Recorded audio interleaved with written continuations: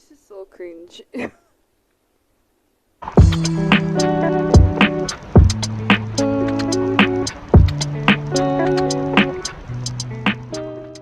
Hi, my name is Tori. Welcome to Commentary, where I talk even when no one is listening. So today I'm going to be talking about the child-free movement and basically why Generation Z does not want to have children.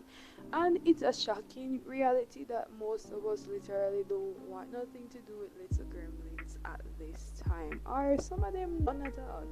So we're going to be talking about all the facets of voluntary childlessness, involuntary childlessness, parenthood. Yeah. Also ensure to like, share, subscribe, and comment for more commentary videos by yours truly. Let's begin with childlessness in its entirety. What is voluntary childlessness? Childlessness can be considered voluntary when a human being deliberately chooses not to have children. So why does Gen Z not want children? And according to an article by Future, it states that millennials are less enthusiastic about having children for reasons such as financial, social, biological, as well as the literal preference of being free. Data from the Pew Research Center shows that millennials themselves are taking a different path when forming families. A survey conducted by Pew Research concluded that 44% of non-parents between 18 and 49 years old are not too likely to have children. This analysis can range from a lot of different reasons, shown by this lovely chart here. Of all the responses, the most common was simply the statement, "I just don't want to have kids." Overpopulation is simply described as where the human population rises to an extent exceeding the capacity of ecological settings. In simple terms, human population has grown to the point where we barely have resources to sustain our population. Underpopulations, little bit of people, lower density of population. We get it now, do we? Alright, let's go again. Overpopulation, too much people with less resources. Underpopulation, less people, more resources. Through my research, I have realized that there is a common concern of environmental issues, namely the COVID-19 pandemic, climate change, respiratory illnesses, poverty, global warming, etc.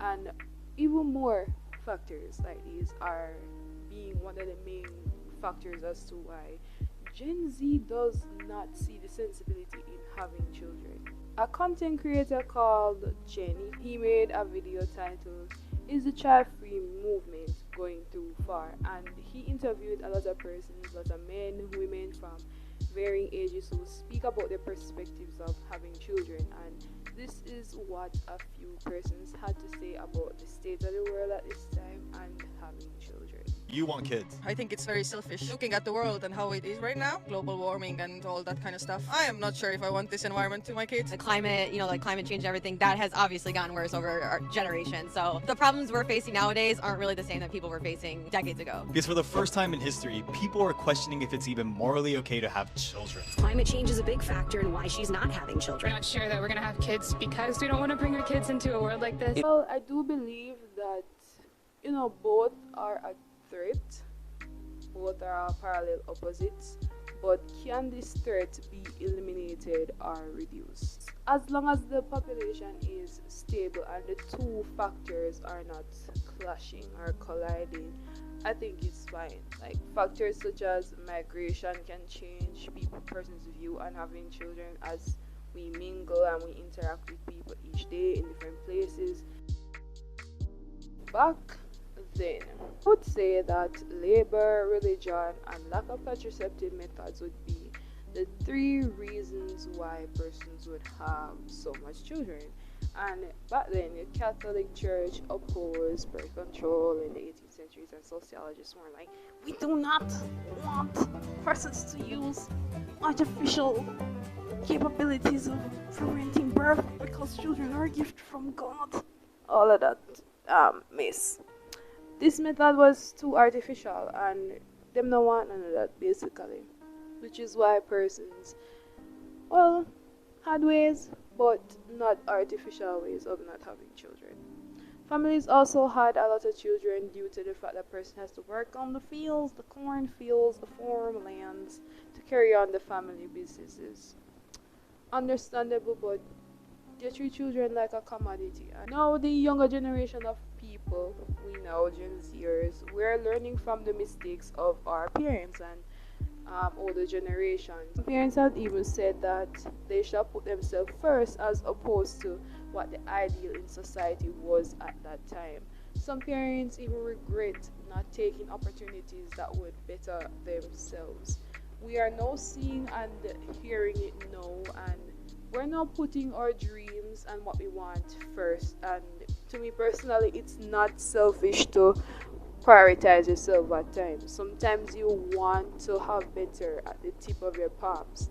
And I think there's nothing more beautiful than literally just breaking a family generation of prioritizing what society wants or tradition and then just putting your needs first. Is feminism to blame for women's stance on having children? And in this society we have now, women are still being seen as the homemakers. Stereotype, it still is happening today because you still have persons who are stuck in the back rooms with traditions and stuff. But I mean, we've come a long way due to feminism. The societal pressure for women to be the homemakers, the warm and loving people, is still here. Some women want to build their futures first without even considering a family first, or maybe using this stepping stone as a way to build a better family in the future. Is feminism encouraging, or is this empowerment of women encouraging the decline of society? And I would say no. I believe that feminism pushes women to build better futures before they delve into irreversible commitments. Because once you have a child, you got to send him back where? To who? It's not easy, as mothers need as much as support as they can get, whether the child is adopted or naturally, it literally doesn't matter. Women should have family. Some people don't have that, it's fine. Or a community unit which should be formed to assist mothers, whether it is through mom clubs, financial assistance, and free healthcare from the government. Even though that's literally a dream in Jamaica, we do not have free healthcare out here. Mothers need support in all capacities, basically, which is why motherhood or parenthood is it's a connection that persons have and some persons don't have, and it's totally fine. Parents really see their children as the people they can mold, and it's not something necessarily bad, but I feel as though there is no better feeling than just making your parents proud. And imagine you making yourself proud, how that feels for your parents. And I guess that's just one of the positive sides of parenthood. Having seen your child go through a lot, grow through a lot, and just morph into this pleasant human being, hopefully. Like, it sounds insane, but I do get that rewarding factor as to why. Let our parents be proud of us. Our parents be proud of us, though, I hope. Persons out there who are living without children when they wanted to be parents. So this is a want to become a parent, but for reasons unbeknownst to us, complex reasons, medical reasons, health reasons, these persons are not able to. BMC Women's Health Study globally estimates that the number of couples with involuntary childlessness has increased from 42 million couples to 48.5 million couples in 2010. Study is based in Uganda. It's a journal article. It's quite common to hear women especially having these sort of problems. And I even heard someone speak recently saying that they have PCOS, and she was like, oh, I didn't want to have children, and she was saying that the moment when she went to the doctor and like this chance of her having a child went increasingly down, she just fell off.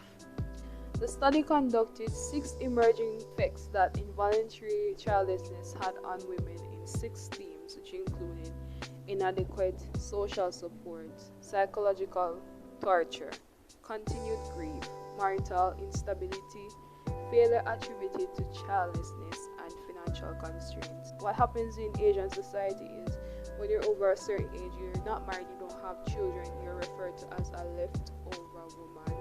And as you can imagine, leftover woman, come on. And there's a shame and the stigma over something that both men and women can't control. Some of them can't have children for reasons not of their own, and that's totally fine. But the ideal in society: get a wife, get a husband, have children. And when you're not able to provide that, or when you're not able to show society that you're shunned for it half of the time. Health ideals are, emerging due to the expansiveness of social media. Persons and platforms are sharing about a lot of experiences. I have realized that this generation refuses to hold strict ideals that generations ago had. And we are at a point where I think that mental health is being prioritized and children are being respected. This whole children must be seen and a third argument is not really prevalent anymore in this world. It is though. I live in Jamaica, so people will say that this generation is soft, and yes and no. I think we're just recognizing the things that are wrong with our society, and we are actively fighting to make things better. And honestly, what better than that? Do that what them I do and beat them. As a person that is passionate about mental health and our state of mind, I think that society has changed drastically and has moved up, making a space of voices to be heard. And so having said that, some trauma experienced by persons cannot be and will not be erased. And this is why some young people choose to not have children, due to the fear of imparting those learned behaviors on more generations and that generation to the other. And I think it's smart. I think it's self-aware. Turn this part over to you. Do you think that it's selfish to not have children? And if so, do you think that the child-free movement is taking it too far? Do you think that society must go back to the way we were? And comment now, it is free. And that's all for today's video. And next week I may put it talking about we forgot what we're gonna talk about next week. Stay tuned.